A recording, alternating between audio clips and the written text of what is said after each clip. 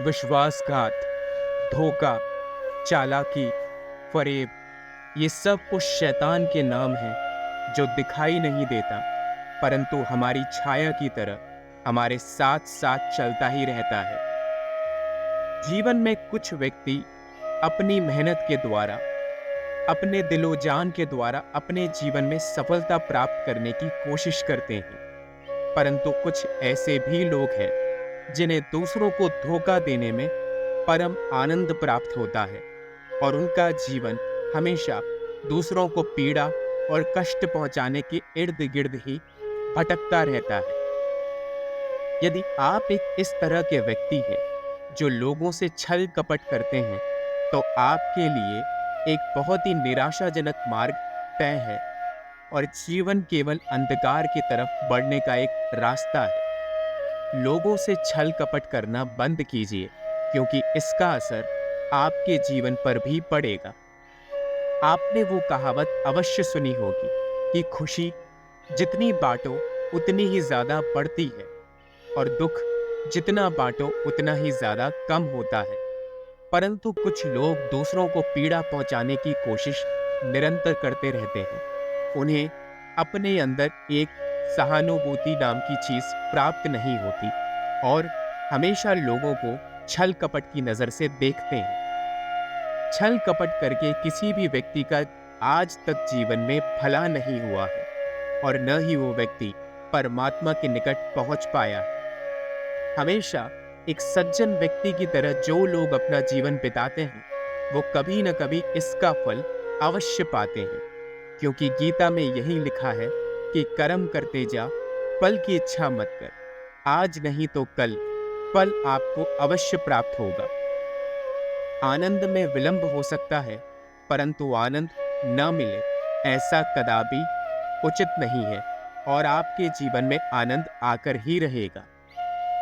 छल कपट जब भी आप किसी व्यक्ति से करते हैं, तो उसका एक अंश आपके दिमाग में कहीं न कहीं एक नकारात्मक रूप में बैठ जाता है और जीवन भर आपको तंग करने की कोशिश करता ही रहता है। जिन भी व्यक्तियों ने धोखाधड़ी से आगे पहुंचने की कोशिश की है या किसी अन्य व्यक्ति को गिराने की कोशिश की है, उनके जीवन में एक समय बाद एक ऐसा वक्त आया है जब वो सब कुछ खो चुके हैं। परमात्मा की लाख भक्ति के बावजूद भी वो अपने जीवन को सुधार नहीं पाए, क्योंकि उन्होंने अपना पश्चाताप पूरा नहीं किया।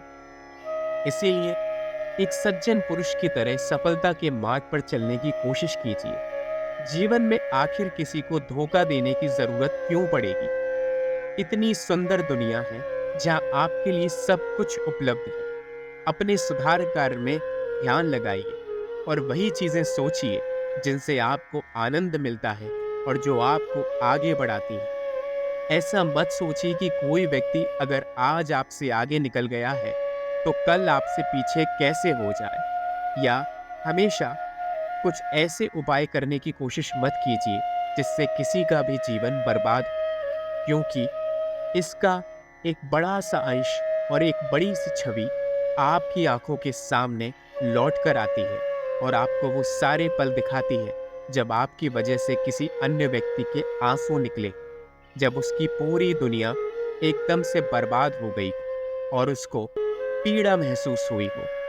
ऐसा सोचिए कि हम सब एक परिवार की तरह हैं और ये धरती हमारी माँ है। हम सब इस परिवार में इस धरती को हरा भरा खुशहाल बनाने की कोशिश कर रहे हैं और इसके बीच यदि कोई व्यक्ति इस परिवार को तोड़ने की कोशिश करता है, किसी को धोखा देने की कोशिश करता है, तो परिवार टूटने के बाद सबसे ज्यादा पीड़ा उन्हीं को पहुंचाता है जिन्होंने इसे तोड़ने की कोशिश की थी। परमात्मा इस चीज का साथ कभी नहीं देते कि आप किसी अन्य व्यक्ति को तकलीफ में पहुंच जाएं या उनसे उनकी खुशियां छीन लें, क्योंकि श्री कृष्ण तो सदैव मुस्कुराते रहते हैं और यही मुस्कुराहट वो अन्य व्यक्तियों के चेहरे पर भी देखना चाहते हैं। वो सदैव यही चाहते हैं कि दुनिया में हर तरफ जो आज तबाही मच रही है, त्राही त्राही का माहौल है, वो एक दिन समाप्त हो जाए और लोगों को एक दूसरे के प्रति सद्भावना और प्रेम दिखाई दे। जिन व्यक्तियों को दूसरे लोगों की आंखों में प्रेम नहीं दिखता, और जो अपनी आंखों में दूसरे लोगों के लिए प्रेम नहीं रखते, वो व्यक्ति मनुष्य कहलाने के लायक ही नहीं है, क्योंकि वो जानवरों के समान है जिनका मस्तिष्क सिर्फ अपने बारे में सोचता है और अपने लिए ही जीवन में कुछ न कुछ करना चाहता है। ऐसे व्यक्ति न तो खुद आगे बढ़ पाते हैं, न दूसरों को आगे बढ़ने देते हैं और एक ही जगह अटक कर अपना जीवन बर्बाद कर देते हैं।